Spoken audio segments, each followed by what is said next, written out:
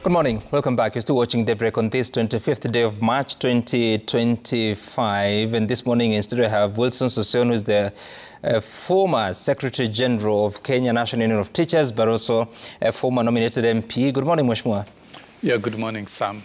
And good morning, our viewers. Great. And I have Joseph Muraya, who is a career advisory expert. And he will be here to help us understand what the young learners should be aware of, especially at this time that they are preparing for transition. Good morning, Muraya. Good morning, Sam, and good morning, our viewers. Have you been here before? Not really. Oh, is it? I'm pleased to be here. Great. And it's good to have you here. He is also the Chief Executive Officer at Center Careers powered by LCC. What does that mean? That is powered by LCC because our registered company, official registered company, is Remwell's Career Center. Okay. All right. So we're expecting the arrival of Dr. Emmanuel Manyasa, who is the Executive Director at Usawa Agenda, and also Kennedy Achesa, who is an educationist and also an advocate of the High Court. As soon as they are here, they'll be joining the conversation. Like I told you earlier on, there's serious heavy rainfall. So if you haven't left your home, you may want to check through the window what's going on. But as soon as they join us here, we'll have them. Now, the front page of the Daily Nation, you'll find an interesting story about Uhuru's 26 billion shilling CBC blunder. They're talking about the 25.8 billion shilling World Bank project to build school infrastructure launched during former President Uhuru Kenyatta's second term, has returned to haunt President William Ruto. And they're also saying that taxpayers now set to pay for the past mistakes of state officials. The story continues on pages 4 and 5, where they are talking about those particular programs. Companies that obtained court order blocking ministry from cancelling their construction contracts, 8 of them, and infrastructure projects funded by World Bank remain incomplete years after launch. And they're also saying that 2022 is the year when firms that had won tenders to construct various infrastructure in schools signed contracts. This was after they had been informed that they had been successful in December 2020. Infrastructure development was just one component in the 25.8 billion shilling secondary quality improvement project financed by the World Bank. But you recall that shortly after the election, the CBC JSS was domiciled in primary schools instead of the earlier plan to take them to senior school or secondary schools that existed at the time. We'll get to that, but also you recall that last week there were changes within government. The principal secretary has been managing a basic education department for a combined more than 10 years. Dr. Belio Kipsang has been moved to the immigration department. In his place, Dr. Julius Bitok, who is moving from immigration, will be managing the Basic Education State Department. And those have been part of the changes of 14 new appointments of new PSs who have been nominated. There are PSs that have been moved. Some have been removed from state departments and given different jobs. And of course, you've seen creation of 7 new state departments. Mheshimiwa Sossion, what do you make of the changes at the State Department of Basic Education at such a critical time of transition for CBC? I think the whole fact that people need to understand is that a ministry is guided by existing policies and existing framework. So change of persons, particularly when PSS changes, really the programs of the ministry. And considering that Dr. Belio Kipsang has really served very extensively in that area, and moving to another state department is okay. And having Professor Bitok to assume the new role at the Ministry of Education is good enough. I think what we should be asking is what job is cut out for Professor Bitok as he works to Jogo House as the accounting officer and the principal secretary of the Ministry of Education. Now that we have lots of challenges. Right. Of course, Jogoo has many issues to really fix in the education sector, and that is not strange to government. Yeah. And therefore, I think we should focus more on what the new PS will have to address as a matter of... What would that be? Well, according to me, the big thing is recalibration of CBC. That is the elephant in the house. What do you mean with that? The principal secretary is the principal secretary of basic education. Right. That is dealing with schools all through up to grade 9. And if you look at the headline of the nation, we are talking about challenges on the World Bank funding of infrastructure related to CBC. Right. The biggest challenge in this country and in the education sector, the basic education sector, is managing the new curriculum rollout, which is now in grade 9, with grade 9 students taking their KJSEA exams this year and transiting to grade 12. And there are a lot of questions. One, a summative evaluation of JS needs to be done so that really we get real data on how the program has been implemented. Right. Two, the president permitted the review of the curriculum, the review of CBC, and a lot of aspects have actually been reviewed in the past to make the curriculum work better for the country.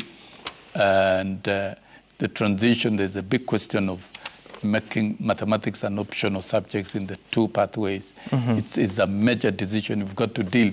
You know, we are transiting now to the pathways. Yeah. And therefore, there is need to review the policy. You know, the whole process of reviewing the curriculum means certain changes must be done, and they ought to be done in a professional manner and in a manner that will help the curriculum to work. So Professor Bitok will have to apply his mind, will have to engage in professional and extensive consultation, right. and will have to drive evidence-based decisions within the ministry, because education sector affects all the households, and it is the most discussed item anywhere in the media space in the country. So there's a lot of work to be done. Okay. Jogoo is where somebody has to walk into the midnight to have things done so that we can run a seamless, undisrupted, and effective education system with quality outcomes that satisfy the country and that satisfy the learners. All right. And for you, Joseph, what are your reflections about the changes at the Jogoo House, and what priorities it should be for Professor Bitok and his team? Thank you, Sam. I am believing that Professor is equal to the task. And like we say, change is as good as rest. Right. And what we are expecting is that we expect him to swiftly swing into actions and at least create the awareness, sensitization on where are we heading, what next after transition and placement. How are these runners going to come out from grade 12? Yeah. Because that's the elephant in the room.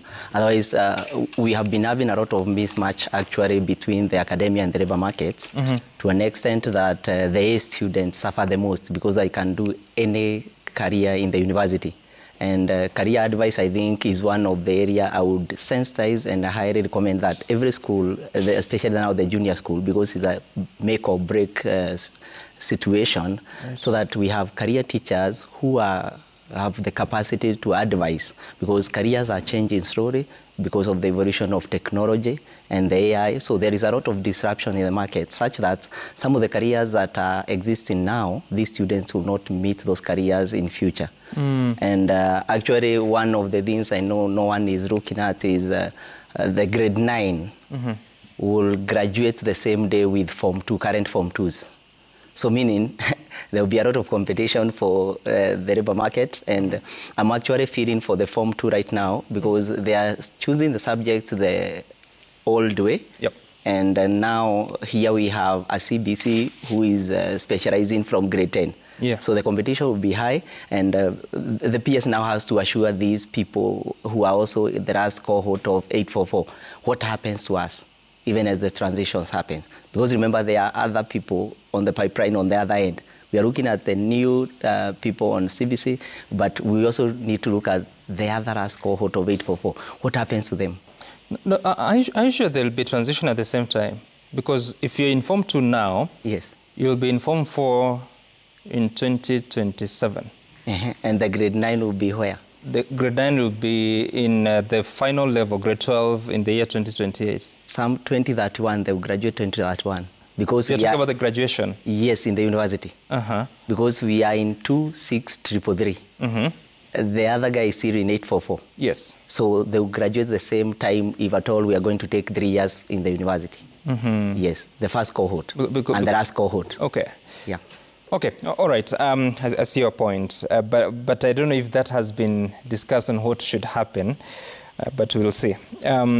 So remember that apart from just those changes within the State Department of Education, there are those others, including, I told you, 7 new state departments, some of them hived off from existing ministries, like the one from... There's a new department under the Office of the Prime Cabinet Secretary for Coordination of Government. There's one for Aerospace and Aviation Development, which will also be part of the Transport Ministry. You'll also see, and the PS will be Teresia Baika, who previously was at Devolution. Ismail Mahdi will be PS Special Programs at New State Department. Of course, Harry Kimtai has moved to Mining from Health. And earlier on, I spoke about Professor Julius Bitok moving to the Education Department. The other changes that we have seen are touching on several other institutions, and PSs have been removed from state departments to be deputy ambassadors, others to be ambassadors, including Engineer Tum, who's been named to Kinshasa. Professor Kisiangani has been named an advisor, and Elijah Mwangi has been moved from mining to sports. And of course, Belio Kipsang to immigration. Susan Nakhumicha makes a comeback to be permanent representative UN Habitat in Nairobi. And yeah, so that's the situation with those changes. Any reflections on those changes, Mheshimiwa Sosion, especially with the creation of 7 new state departments? Well, that is the changes made by the president. And as you can see, there's a creation of 7 new state departments, which focuses on more specific programs within those state departments. I think this is going to enhance delivery. You know, in the principle of governance, what we call division of labor and delegation of duties. If you have more hands doing the different jobs and doing them more effectively, then the better. So I believe the government delivery system and programs, and particularly with respect to bottom-up economic transformation agenda, will be more enhanced, because then there are more hands, and with creation of more state departments, there will be more efficiency. And of course, you think as so? you can see, there is... you think there's efficiency in splitting roles? Yeah, there is. Okay. The more you split and the more you delegate responsibilities to different experts to do more work, then the better. Rather than, you know, when you look at the current setup, for example, where you have a minister who has to preside over several ministerial programs, and it is impossible to do it because it is one person. With 1 or 2 principal secretaries, it becomes difficult because our ministries are large and complex in nature, and there are many programs running at the ministry. So I believe this is a big relief with the entry of a few more principal secretaries and designation of duties to them. So to me, the more the people, and if they work professionally and effectively, then the better the outcome in service delivery. So to me, I'm optimistic, and of course always, I'm very optimistic with the bottom-up economic transformation agenda, which is a key government transformation flagship. In fact, that's a fact of the matter, and I hope that will be delivered better and more effectively. Okay, and of course, at the same time, there has been a new department created, this still at the Education Ministry, or Jogo House, if you like, and that is a department by the name Science, Research and Innovation, and a new principal secretary has been named, Professor Abdul Razak Shaukat. We needed that outside the Department for Higher Education? Much. You cannot run. It was a mistake not to have a research department and technology department, because education is about transformation of the economy. It's about technological, it's about innovation and technology, which Africa has missed since independence. The Asian countries focused on technology, research and innovation. And you can't do much without driving research. If you look at the provision of the law that the country must put at least 2% of the GDP in research, we can't engage in guesswork, Sam, in driving education and in transforming the country. We must conduct real-time quality research and get quality data, and so that it informs the technological advancement of the country. The science and technology is a real thing. We are moving to the fourth industrial revolution, where the digital, we do everything digital. Almost even the world of medicine, it is shifting digital. A doctor can conduct surgery all the way in Nairobi on a patient in Sydney, Australia. And so as a country, we must be up to speed to the space of industrialization and technology. And so the first department that must be well-funded, well-supported at the ministry is the Department of Research and Technology. And of course, in driving even education, we can't do guesswork. We must drive education via policies that are evidence-based, informed by quality research. So we can't be a country of guesswork in doing things. We must be a country that is driven by evidence-based data. Okay. Interesting. Are you convinced that you actually need an extra department to manage science, research and innovation? Because previously it was performed by PS Dr. Nyangala under the Ministry of Higher Education. Maybe what we are doing is picking the specialists. From where I'm speaking from, sometimes we say when we are looking for people, we look at who can do the delivery better. Of course, we are in a data-driven economy, so we need the data, because you can see we are in the data age. So we need this data, and we need somebody who can be able to correct it, somebody who has the proficiency in it. And as Mheshimiwa here is saying about efficiency, maybe it will bring out the efficiency that we needed, and also so that we can see how resources have been allocated, how they are being used, and also we can see the accessibility of the same, so that we reduce the workload from one person, so that we have at least an approach that where I know even NEC are conducting a symposium, second symposium on data, because we want, even when we are transitioning these people, we want to use data. So that you actually need a PS to do that. PS Nyangala cannot do that. I'm believing it's something that we have to create a new workforce. I always believe new is better. Okay, new more. Is better. You mean more? Because now we have 57 departments, up from about 50. And I'm reminded that there's also a gentleman by the name Abdi Dubat, who has been PS East African Community Department. He's now being moved to become Consul General, Arusha, Tanzania. Look at that. From heading a State Department to heading a consulate in Arusha, at the seat of ESC. You know, some of the positions in government, they are not rights. They are positions that you serve under the pleasure of the president, either ambassadors, high commissioners, principal secretaries, the president, the cabinet secretaries. You serve at the pleasure of the president, and you are transferable. You can be demoted, you can be promoted, and based on the wisdom and information that the president has. But I wish to circle back to the creation of new departments. And I dare say, having gone around the globe and having seen the different types of state departments that exist in ministries, I can give an example of Malaysia. Malaysia, you know, of course, they benchmark the general development in Kenya in the early 60s. And we are the same level, GDP, everything. And our former colonist was one, Britain.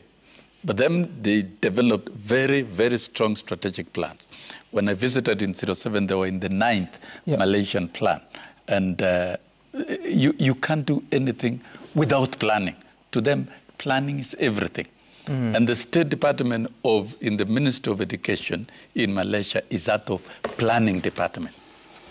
And they treat planning as a key component, is the fabric, is the main thing. And if we can question, for example, here in Kenya and check, do we have a planning department? Where is it subsumed? Under which department? How do we feel it? How does it link with research work, and how does it link with programs, and how does it drive education agenda? So I still believe, even education, if we were to create up to 5 state departments, it is possible to do so. All right. And it can be funded by the taxpayers for the interest of the country. Like if I was asked, I would propose, let us have a standalone planning department that will be able to deal with all issues to do with planning of programs and so planning separate from the economic planning department? Yeah, when you combine it together with economic planning, then it's going to be subsumed in matters of accounting. Okay. Let's have accounting and departments stay separately. So I still believe with the creation of more state departments, it is a strategy to make government more effective. We may not have a latitude or limit of doing it. Effective, not necessarily efficient, right? Pardon? Make government more effective, not necessarily efficient. More effective and efficient. Effective and efficient, you can't draw a clear line. Totally different, for sure, but anyway, efficient and effective. Okay, now Kenyans, when we posted that we were going to have a conversation about the transition from JSS to senior secondary, this is some of the things they've been saying. Austin Odhiambo says that these students should be guided accordingly to avoid regrets in the future. The pathways should be availed in all senior secondary schools, so if a student may feel he is on the wrong path, the student may change the course of study. Lastly, making mathematics optional in curriculum is very dangerous. We'll end up having very few students taking the subject. The decision for grade 9 learners to choose career pathways in STEM, social sciences, or arts and sports science is a critical one, shaping the future academic and professional journeys. While early specialization can help nurture talent and focused learning, there are concerns about whether learners at this stage have sufficient career guidance to make informed choices. Factors such as parental influence, availability of resources, and societal perceptions of different fields may also impact their decisions. It is crucial that schools provide comprehensive career counseling, exposure to diverse career options, and flexibility for students who may wish to switch pathways later. Ensuring that every learner finds a path that aligns with their interests and strengths will be key to the success of this system. And of course, there are those who still feel that 844 was the best or the better curriculum. CBC ni noma haijaeleweka hadi wa leo, afadhali 844. Bring on Belio Kipsang to highlight the many challenges and gaps in CBC. Hii kitu si mzuri, watoto hawajui waende wapi. Vitu za wazungu tungewachia tu wazungu. 844 is enough for Kenyans. That is Nelson Wekesa. And earlier on, I read the comment of Bernard Le Pen and so many others that are sharing their views. I'll be sampling some of them after the break, which we will be joined by Dr. Emmanuel Manyasa from Usawa Agenda and Kennedy Echesa, who is an advocate as well as an educationist. Stay tuned for that.